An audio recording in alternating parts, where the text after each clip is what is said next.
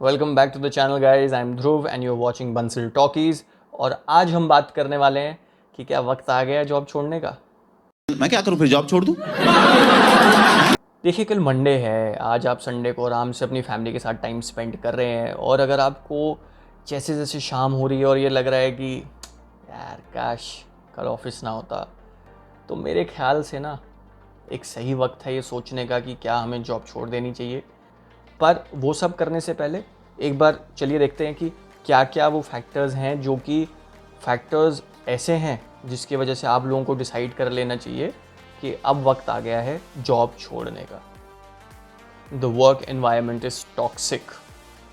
अगर एनवायरनमेंट ही टॉक्सिक है और कल्चर ही बेकार है, मन ही नहीं करता ऑफिस जाने का, उन्हीं लोगों से बातचीत करने का, वो लोग तमीज़ से बात ही नहीं करते, काम करवा देते हैं पर सब कुछ अच्छा है, काम अच्छा है, सब ठीक है, पर ना तमीज़ से नहीं बात करते, मुझे मज़ा नहीं आता, मुझे वो रिस्पेक्ट नहीं मिलती। एक कल्चर वैसा है जहाँ पे कि ना लोग फ्लिप मारते हैं, आज कुछ और बोलते हैं, कल कुछ और बोलते हैं। ये सारे रीज़न्स हैं, ये सारे इंडिकेटर्स हैं कि आपका वर्क एनवायरनमेंट टॉक्सिक है। और ऐसे वर्क एनवायरनमेंट में पता है क्या होता है कि आपको आप जाते तो हो, आप काम तो करते हो, क्योंकि काम अच्छा होता है तो आप काम करते रहते हो, पैसा मिल रहा होता है, आप काम करते रहते हो, पर कहीं ना वो एक सेंस ऑफ सेटिस्फैक्शन नहीं होती। और अगर कोई इंसान आपको एक अच्छी बेटर जॉब अपॉर्चुनिटी ऑफर कर देना, शायद सेम पैसे पे भी, तो भी आप कहोगे कि यार चल मैं कर लेता हूँ, शायद कल्चर बेटर हो, शायद थोड़ा टॉक्सिसिटी कम हो। इस रीज़न से अगर आपका कल्चर टॉक्सिक है, अगर आपको सेल्फ सेटिस्फैक्शन ही नहीं मिल रहा, अगर आपको लग रहा है कि there is a good enough reason for you to leave the job, तो आई थिंक ये बहुत मेजर रीज़न है कि आपको जॉब छोड़ देनी चाहिए। मत अब कुछ जॉब्स में ना आपको कुछ ऐसी चीज़ें करने को कहा जाता है या आपसे कुछ ऐसे काम करवाए जाते हैं जो कि ना आपका ज़मीर अलाउ नहीं करता, जो कि आपके वैल्यूज़ के अगेंस्ट होता है।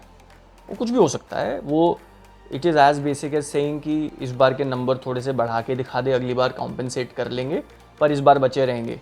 That's also a reason enough for you to know कि ये मेरा ज़मीर अलाउ नहीं करता, डेटा फज करना मेरा ज़मीर अलाउ नहीं करता। दे कैन बी सिचुएशंस जहाँ पे कि आपको बोला जाए कि उस फलाने को क्लाइंट को घुमा ला, उस क्लाइंट को बोल दे कि हम कमीशन में से 10% तुझे फालतू दे देंगे।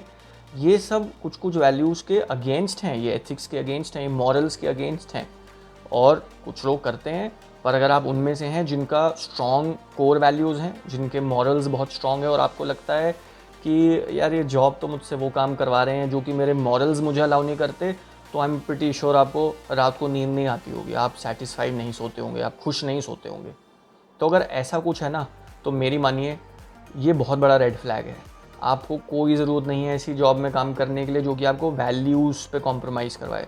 ये जान लीजिए कि स्ट्रॉन्ग लीडर्स, आप स्ट्रॉन्ग लीडर्स अपनी वैल्यूज़ की वजह से स्ट्रॉन्ग लीडर्स बनते हैं। स्ट्रॉन्ग लीडर्स अपने अचीवमेंट के बेसिस पे या सिर्फ अपने रेवेन्यू अचीवमेंट, अपने गोल अचीवमेंट के बेसिस पे स्ट्रॉन्ग लीडर्स नहीं बनते हैं।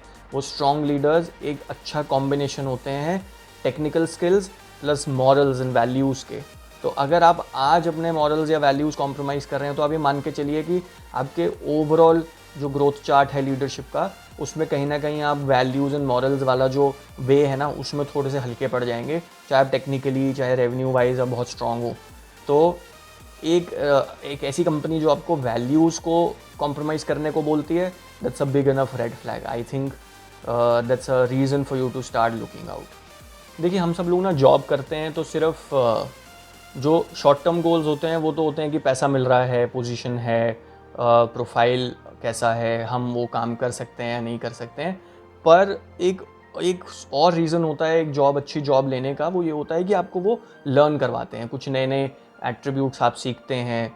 आप फॉर एग्ज़ाम्पल आप एक्सेल बेस्ड रोल में थे पहले, अगर वो आपको एक कोई टूल, एक्स्ट्रा टूल सिखा रही है जॉब, तो वो आपको कुछ एक्स्ट्रा लर्निंग देती है।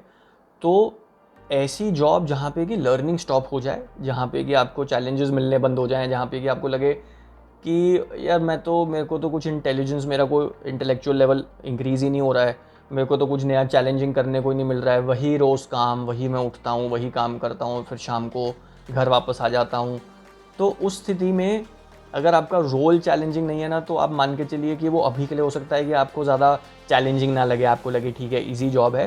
पर नेक्स्ट जॉब का क्या, आपको अगली जॉब किस बेसिस पे मिलेगी? आपका सैलरी ज़रूर बढ़ रहा है, पर अगर आपका स्किल सेट नहीं बढ़ेगा तो आपको अगली जॉब क्यों मिलेगी?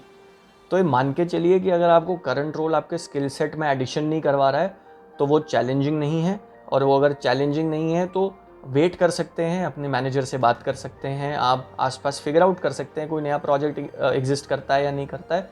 पर अगर रोल ही चैलेंजिंग नहीं है तो मेरे हिसाब से this is also one of the big reasons for you to decide to move on. अगर चैलेंज नहीं है तो स्किल सेट नहीं है, नया स्किल सेट नहीं है तो ग्रोथ नहीं है तो हायर इंक्रीमेंट्स नहीं है, हायर इंक्रीमेंट्स नहीं है तो आगे जाके एक करियर पाथ नहीं है। तो आई होप आपका इंक्रीमेंट हो गया होगा और आपसे आपके नेक्स्ट रोल की बात भी हो गई होगी। पर कभी कभी पता है क्या होता है कि हर कंपनी में आपके लिए एक नेक्स्ट रोल बना ही नहीं होता है ऐसा। चाहे कितनी हैरानी होती है ये बात सुनने में, पर ना ही हर मैनेजर आपसे आपके करियर एडवांसमेंट की बात करेगा और ना ही हर कोई जॉब आपके लिए नेक्स्ट बेस्ट सूटेबल रोल के लिए प्लान करके बैठी होगी।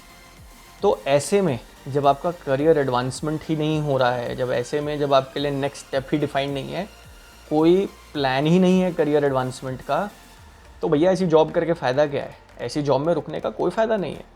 तो एक ऐसी जॉब जहाँ पे करियर प्लान नहीं है, जहाँ पे करियर प्रोग्रेशन की बात नहीं होती, जहाँ पे आप एक ही रोल में पिछले 1, 2, 3, 4 साल से बैठे हैं और अगले रोल का कोई अता पता ही नहीं है, आप अपने मैनेजर से बात करते हैं तो वो उस बात को इधर उधर खिसका देते हैं और आपसे उस बारे में बात नहीं करते हैं। तो मेरे ख्याल से ये सही कारण है और सही वक्त है कि आप एक ऐसी जगह जाइए जहाँ पे आपका नेक्स्ट करियर पाथ या नेक्स्ट स्टेप डिफाइंड हो। एटलीस्ट आप जॉब चेंज करेंगे तो आई एम श्योर कि आप सेम रोल में तो नहीं जाएंगे, आप कुछ एडवांसमेंट लेके ही जाना चाहते हैं। तो बशर्ते कि वो एक नई जॉब आपको एक बेटर रोल ऑफ़र करती है, एक एडवांस्ड रोल ऑफ़र करती है, तो आपके पास सारे रीजंस हैं वहाँ यहाँ से निकल के वहाँ जाने के लिए।